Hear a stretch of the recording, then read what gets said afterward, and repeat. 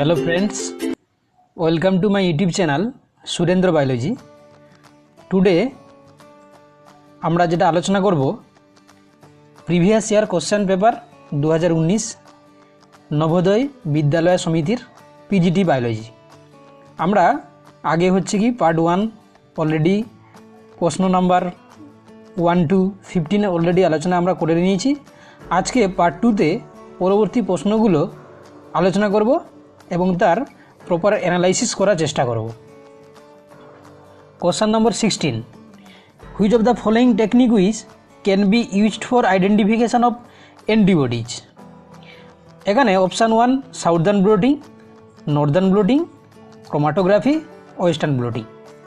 আমরা জানি যে সাউদার্ন ব্লটিং মূলত করা হয় কী জন্য না, হচ্ছে কি ডিএনএকে আইডেন্টিফাই করার জন্য। আবার নর্দার্ন ব্লটিং করা হয় কেন, আরএনএকে আইডেন্টিফাই করা হয়। আবার ওয়েস্টার্ন ব্লটিং হচ্ছে কি যেটা প্রোটিন, ওয়েস্টার্ন ব্লট প্রোটিন, কিন্তু সেটা হচ্ছে কি আলটিমেট প্রাইমারি অ্যান্টিবডি ডিটেকশানে সাহায্য করে। এই জন্য উত্তর হয়ে যাবে কোনটা, 4টা। চলে যাব আমরা পরের প্রশ্নতে। Olecranon process is a part of the bone, radius, ulna, femur, tibia. আমরা যদি হাতের যদি হাড়ের স্ট্রাকচার দেখি বা গঠন দেখি তাহলে দেখতে পাবো যেটা একদম কান থেকে শুরু করে কনুই পর্যন্ত নেমে এসছে, ওটাকে বলা হচ্ছে কি হিউমেরাস, এই পার্টটাকে। তারপর একটা কনুই থেকে একদম রিস্ট পর্যন্ত বা হচ্ছে কি হাতের একদম তালু পর্যন্ত ওটাকে বলা হচ্ছে কি আলনা, ওই পার্টটাকে আলনা বলা হয়। এবং আরেকটা পার্ট থাকে সেটাকে বলা হচ্ছে তার সঙ্গে রেডিয়াস। ওই আলনা এবং হিউমেরাস যে জয়েন্ট হয়েছে ওটাকে হচ্ছে কি ওলেক্রেনন পদ্ধতির মাধ্যমে, এই জন্য উত্তর হয়ে যাবে কি আলনা, option 2।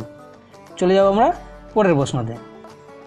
Which of the following disease can be categorized as occupational disease. Occupational হচ্ছে কি পেশাগত বা হচ্ছে কি জীবিকাগত। Option 1 diabetes, option 2 hypertension, option 3 schizophrenia, আর হচ্ছে কি অপশান 4 হচ্ছে কি সিলিকোসিস। সিলিকোসিস উত্তর হয়ে যাবে। কেন না, সিলিকোসিস হচ্ছে কি অ্যাসবেস্টস কিংবা সিমেন্ট তৈরি কারখানায় যারা কাজ করেন ওদের হচ্ছে কি সিলিকোসিস হয়ে থাকে, এই জন্য হচ্ছে অকুপেশনাল ডিজিজ হয়ে যাবে কি সিলিকোসিস। চলে যাব পরের প্রশ্নতে। If a scientist develop a bacteria strain with a resistant to all known antibiotics and release the same into the water body of another country, this is called। একটা bacteria sell হচ্ছে কি scientist develop করেছে, যে bacteria sell হচ্ছে কি জানা সব কিছু অ্যান্টিবায়োটিকের বিরুদ্ধে হচ্ছে কি রেজিস্ট্যান্স পাওয়ার সে ক্রিয়েট করে নিয়েছে। তাহলে সে কি করেছে না, অন্য একটা দেশের ওয়াটার ট্যাঙ্কে ছেড়ে দিয়েছে। তাহলে এই ব্যাপারটাকে কি বলে, বায়োপাইরেসি, বায়োটেরিজম, বায়োরিমিডিয়েশন, বায়োফোর্টিফিকেশন। উত্তর হয়ে যাবে কি বায়োটেরিজম, কারণ এইভাবে বায়োটেরিজম করে অন্য দেশের ক্ষতি সাধন করা হয়ে থাকে। বাকি অপশানগুলো আমরা দেখে নিব।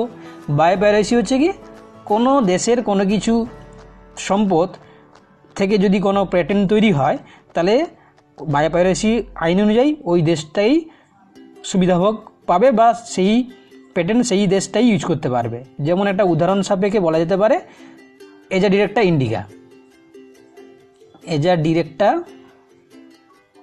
ইন্ডিকা যেটাকে আমরা নিম গাছ বলি।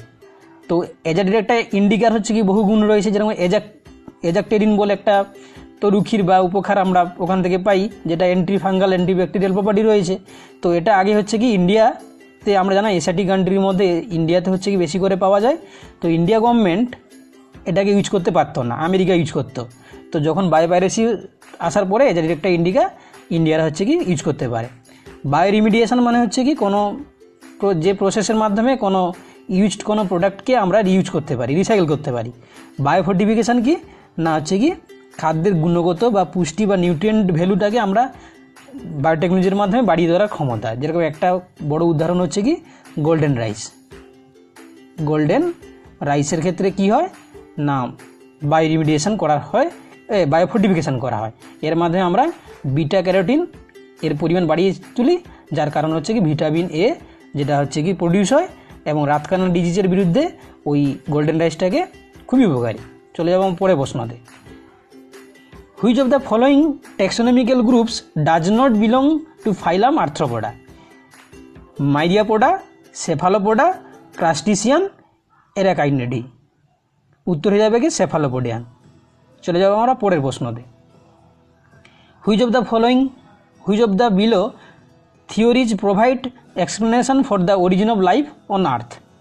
Mutation theory, coupling and repulsion theories hypothesis, inheritance of acquired character theory, Oparin Haldane theory. উত্তর হয়ে যাবে কি ওপারিন হেলডেন থিওরি। কেন না, ওপারিন হচ্ছে কি যে থিওরিটা দিয়েছেন সেটা হচ্ছে কি কোয়া সার্ভেট মডেল, কোয়া সার্ভেট মডেল। আবার হেলডেন কি দিয়েছেন না hot dilute soup.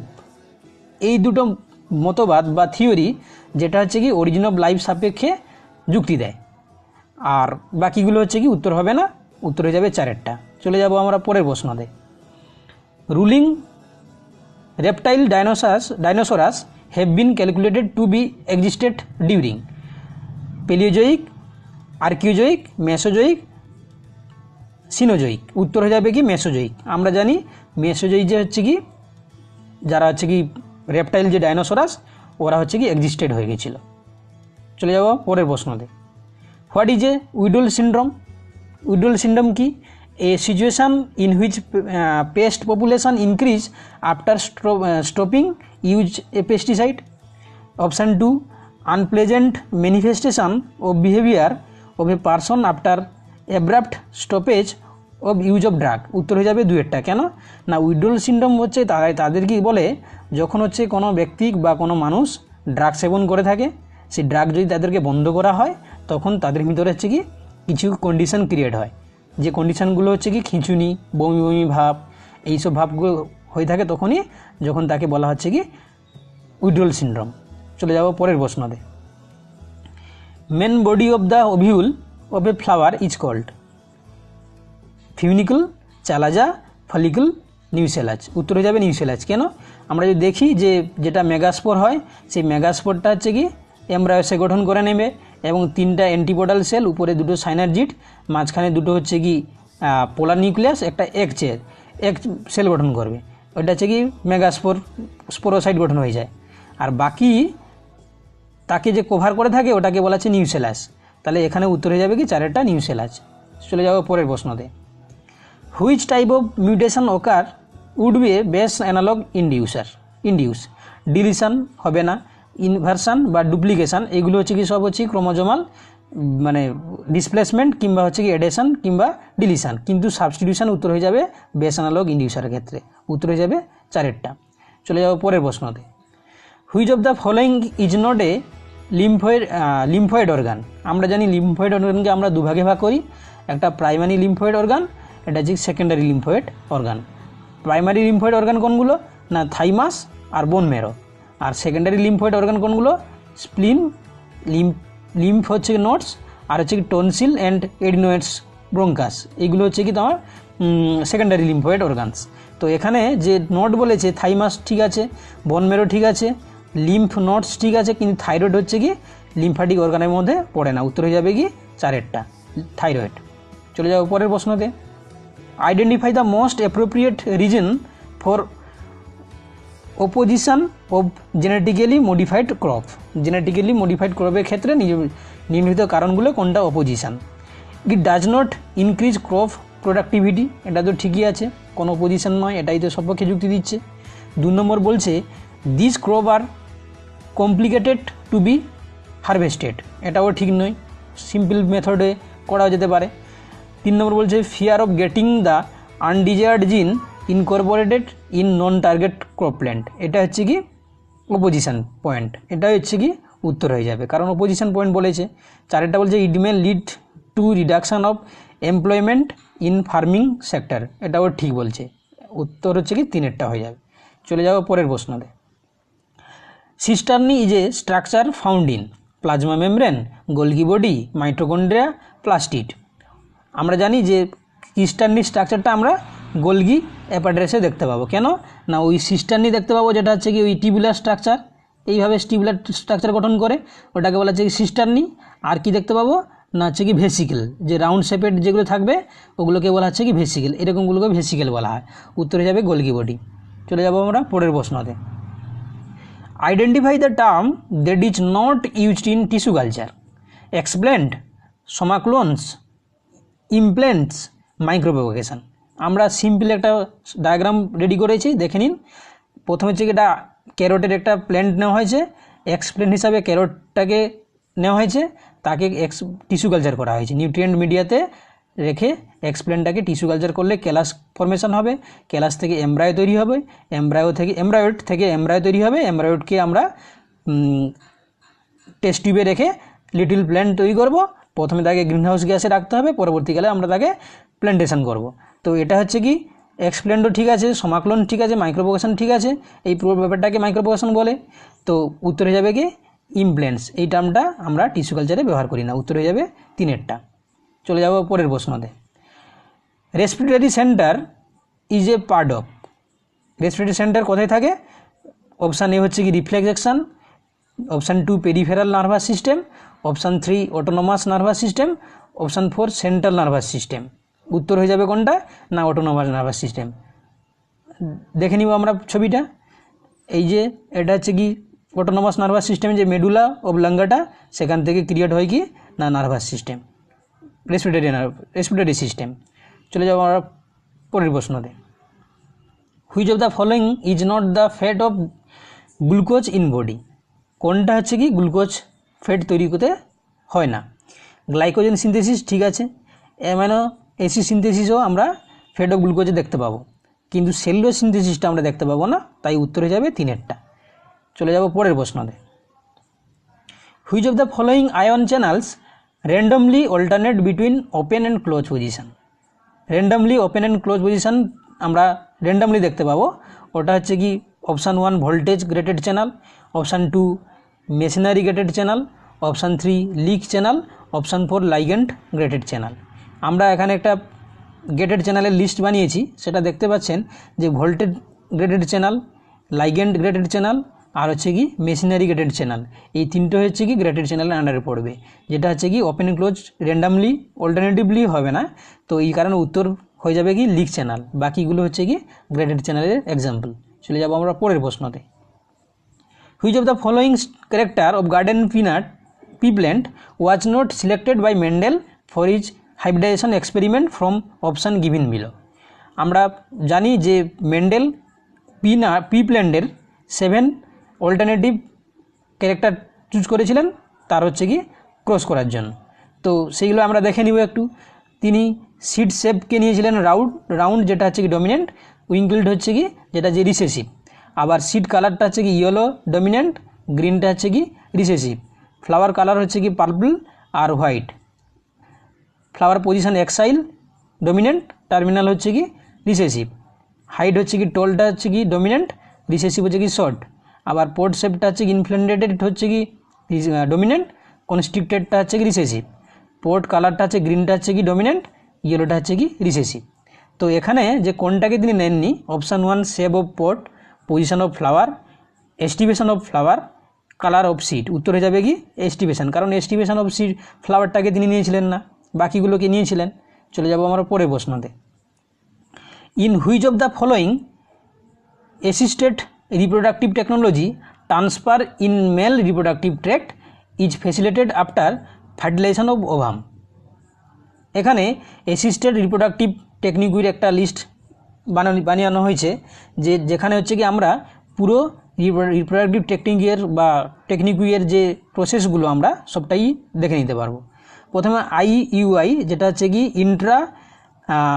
Intra uterine insemination, AIH এর হচ্ছে artificial insemination by husband, AID হচ্ছে কি artificial insemination by donor, GIFT হচ্ছে কি গ্যামেট ইন্ট্রা ফেলোপিয়ান ট্রান্সফার, আবার IVF আমরা জানি যে ইনভিট্রো ফার্টিলাইজেশন, ZIFT হচ্ছে কি জাইগোট ইন্ট্রা ফেলোপিয়ান ট্রান্সফার, আর PROST প্রোনাম হচ্ছে কি pronucleus stage intra fallopian transfer, IVF-ET হচ্ছে কি in vitro fertilization and embryo transfer. তো এগুলোর মধ্যে যে বলছে কোনটা হচ্ছে কি transfer of female gametophyte tract in facilitated after fertilization, উত্তর হয়ে যাবে কি IUI, বাকিগুলো উত্তর হবে না। চলে যাবো আমার পরের প্রশ্নতে। Component of skeletal muscle involved in the breakdown of ATP is myosin, G actin, F actin, tropomyosin. এখানে আমরা স্কেলিটাল মাসলের একটা পিকচার ড্র করা হয়েছে, যেটা হচ্ছে বোনের সঙ্গে মাসলের যে জয়েন্টটাকে বলা হচ্ছে টেন্ডন, যার সঙ্গে অ্যাটাচমেন্টে সাহায্য করে। তারপর হচ্ছে কি ব্লাড ভেসেল, মানে প্রত্যেকটা হচ্ছে কি ফেসিকলগুলো আবার হচ্ছে কি এন্ডোমাইসিন নিয়ে গঠিত, তাদের ভিতরে আবার নিউক্লিয়াসগুলো ছড়িয়ে ছিটিয়ে থাকে, আলটিমেট হচ্ছে মায়োফাইব্রিল। তো এইগুলো হচ্ছে কি মায়োসিন নামে প্রোটিন দিয়ে তৈরি হয়, যেটা ব্রেকডাউন অফ ATPর জন্য দায়ী। চলে যাবো আমার পরের প্রশ্নতে। Enzyme responsible for cleaving fructose 1,6-bis phosphatase into 2,3 bicarbon compound during glycolysis is. এনজাইমগুলো হচ্ছে কি phosphofructokinase, triose phosphate isomerase, hexokinase, fructose bis phosphate aldolase. আমরা সিম্পল একটা রিয়াকশান গ্লাইকোলাইসিসের, উত্তরে যাবে কি ফ্রুক্টোজ বিস ফসফেট অ্যালডোলেজ। চলে যাওয়া পরের প্রশ্নতে। The innermost layer of fimbriae হচ্ছে কি attached granulosa cell in Graafian follicle, Graafian হবে এখানে, তাই মিস্টেক আছে, Graafian follicle is called. Option 1 theca interna, option B zona pellucida, option C হচ্ছে কি basement membrane, option 4 coronary radiator. তো এটা আমরা জানার আগে একটা হচ্ছে কি এগের যে মেমব্রেনগুলো রয়েছে তার স্ট্রাকচারটা আমরা দেখে নিব। তো প্রথমে থিকা এক্সটার্না থাকে, তারপর থিকা ইন্টারনা, তারপর বেসমেন্ট মেমব্রেন, তার নিচে থাকবে হচ্ছে কি গ্রানুলোসা সেল, তারপরে হচ্ছে কি এটা হচ্ছে এন্ট্রাম, যেটা হচ্ছে কি ফাঁকা জায়গাটা যাচ্ছে সাদা, অ্যাকচুয়ালি এটা ফাঁকা থাকে না, কিছু তরল থাকে যেটাকে বলা হচ্ছে লিকার ফলিকুল, এখানে লিকার ফলিকুল থাকবে। আবার তারপরে হচ্ছে কি থাকবে হচ্ছে করোনা রেডিয়েটা, তারপর হচ্ছে কি জোনা পেলুসিডা, তারপর পেরিভাইটালাইন স্পেস, তারপর আলটিমেট উসাইড থাকবে। তো এটা বলেছে যে innermost fimbriae attached granulosa cell in Graafian follicle, উত্তর হয়ে যাবে কি করোনা রেডিয়েটা। এই যে করোনা রেডিয়েটা উত্তর হয়ে যাবে। চলে যাবো আমার পরের প্রশ্নতে। Which of the following is not a part of diencephalon of human brain? Thalamus, hypothalamus, epithalamus, cerebrum. তাহলে ডায়ানসেফালনের হচ্ছে কি কোনটা অংশ নয়, না হচ্ছে কি সেরিব্রাম, সেরিব্রামটা হচ্ছে কি ডায়ানসেফালনের অংশ নয়। চলে যাবো আমার পরের প্রশ্নতে। Which of the following components is not found in the kidney of human form? The option given below.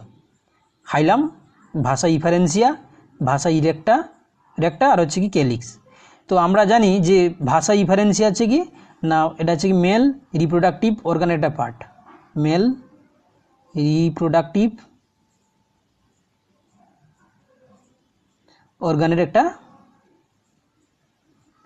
অর্গানের একটা পার্ট। তাহলে উত্তরে যাবে কি কোনটা, দুয়েরটা। চলে যাবো আমার পরের প্রশ্নতে। A factor present in bacteria is responsible for. আমরা জানি যে ব্যাকটেরিয়া সেলে দুটো, একটা যার নিজস্ব ক্রোমোজোম থাকবে, প্লাজমিড থাকবে, আবার এর নিজস্ব ক্রোমোজোম আছে কিন্তু প্লাজমিড থাকবে না, তখন এটাকে F+ F- বলা হয়। তখন তারা হচ্ছে কি কনজুগেশন করবে এবং এই প্লাজমিডটা এখানে চলে আসবে, তখন দুটো F+ হয়ে যাবে, 2F+। তো A+ factor present in bacteria cell is responsible transformation of one cell to bacteria to another cell, এটা নয়। Transfer of genetic material from one bacterium to another bacterium, এটা ঠিক আছে। আবার inhibition of viral infection into the bacterial cell, এটা নয়। আর replication of bacterial DNA, এটাও নয়। উত্তরে যাবে কোনটা, দুয়েরটা। তাও আমরা ছবিটা দেখে নিব যে এ ফ্যাক্টর হচ্ছে কি transfer of factor that containing the genetic information necessary for synthesis of sex pilus for self transfer without any other হচ্ছে কি identifiable genetic material such as drug resistance. দেখতে পাচ্ছেন এটা যে A+, যার হচ্ছে কি নিজস্ব ক্রোমোজোম রয়েছে, প্লাস এটা নিজস্ব ক্রোমোজোম সেলফ, এটা হচ্ছে কি প্লাজমিড, এর হচ্ছে কি নিজস্ব ক্রোমোজোম রয়েছে কিন্তু প্লাজমিড নেই, তখন রেপ্লিকেট হয়ে এই পার্টটা এখানে আসবে, তখন হয়ে যাবে কি F- হয়ে যাবে।